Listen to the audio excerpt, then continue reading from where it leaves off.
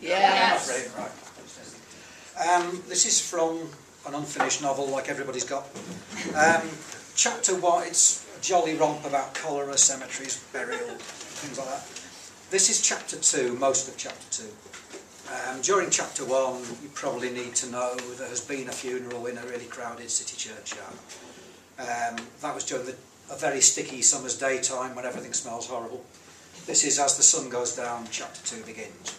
It's called A Summer's Night. The daylight persisted but was eventually gone, and with it the exhausted population of the city's streets. The air was still oppressive, and even the clear of conscience would be twisting and turning in their beds tonight. There was no moon, making the dark of the night as uncompromising as the glare of the day. An interment and the preparation of a vault had kept the gravediggers working hard, anaesthetising themselves against the sun and the exertion with spirits and ale. It may have helped their work, but not their concentration, because they failed to lock the churchyard gate properly as they left. The original lock had been forced, mended, forced again and abandoned, so a padlock now needed to be threaded round the two central bars, where the iron was not weakened by rust. That evening they overlooked this and left it hanging off a mangled strut. Now the dark was fully here, pricked ineffectually by yellow spots from the gas lamps.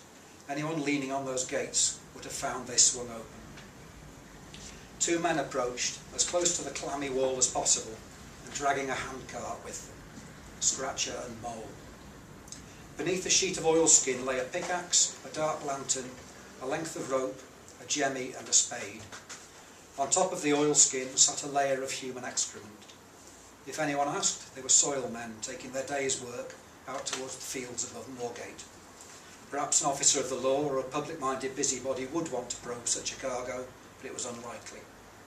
In case they did, there was a cosh in each man's pocket, but for all their preparation they were still nervous. Covering their tracks on the way here and leaving was not difficult, but they still had to spend time doing their job, and that was when they were vulnerable.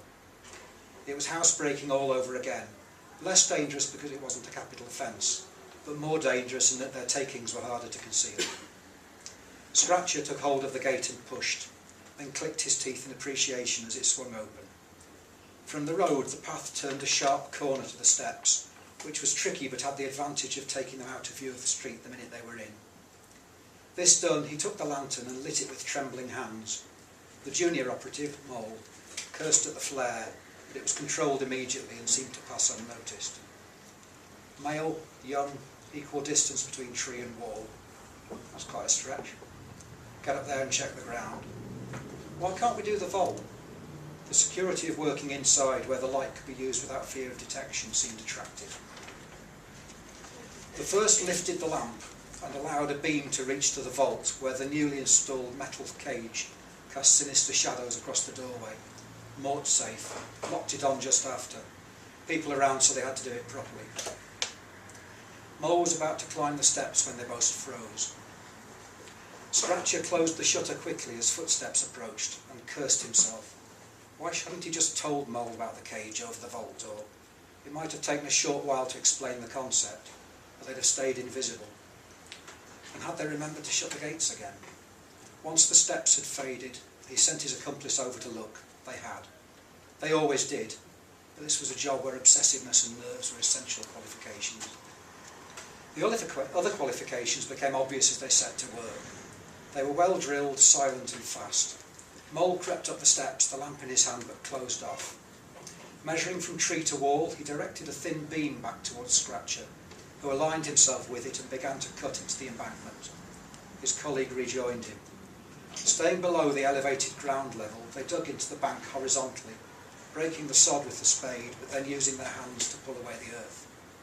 They opened out a stretch about 4 feet width, like open-cast miners, before the dexterous fingers of Mole touched a flat, unyielding surface. Clearing away all detritus, he stood back.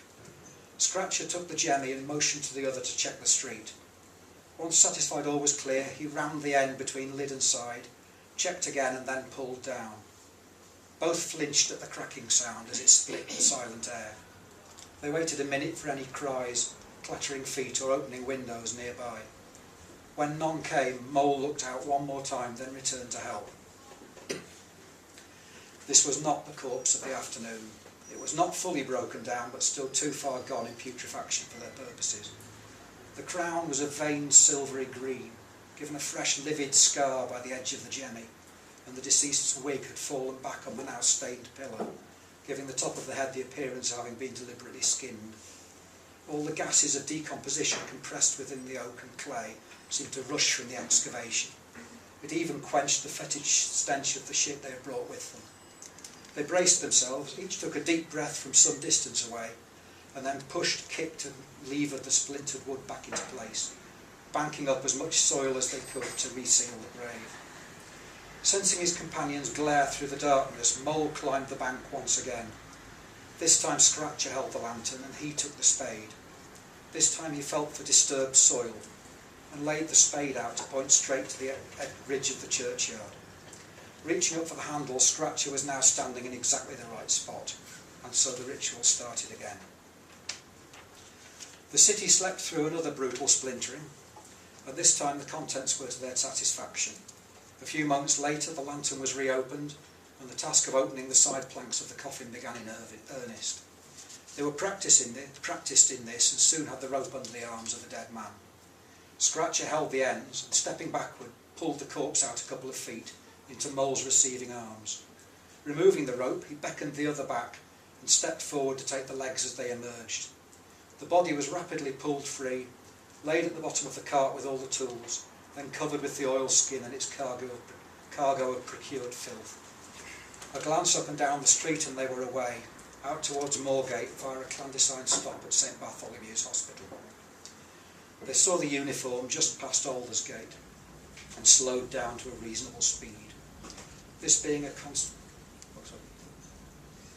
constable, there would have to be an interview. They knew what to say, but each was tense, and each felt in his coat for the reassurance of the cosh. Evening, gentlemen. Good evening. Late to be out? Last soil collection of the day.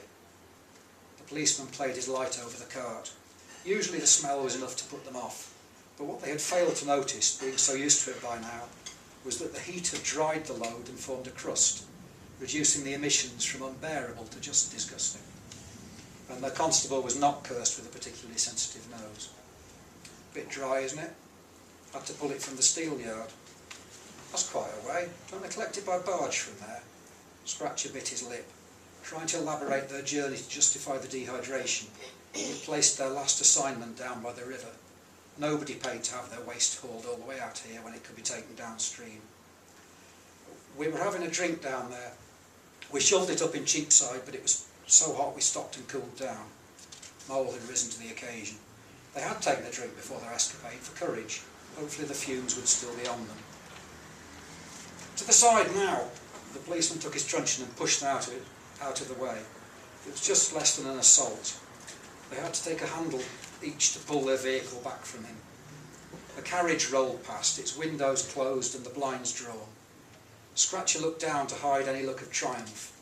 He saw the oilskin had shifted and a piece of the shroud was just visible. Could he reach down and hide it before the officer turned round? No. The lantern's light was not directly on it, but the constable had not finished yet. Next thing he knew was the glare of the beam directed straight at his face. He was still blinking when his friend got the same treatment. What number? Come again? What number Cheapside? 15, I think. By a haberdasher's. Scratcher prayed the man didn't know the street intimately. What's that? The lamp was on the shroud. Wipe their arse with it, most like, said Scratcher. Don't get cocky, he thought, don't provoke him. There was a moment's silence. Mole got the lamps raised in his face again, but he was impassive. I remember you, said the officer. I don't believe you, and if I wasn't finishing my beat, I'd be calling for assistance and taking you in. He walked off. Bastard, muttered Mole. A carriage, Scratcher was thinking out loud. They all move for a carriage.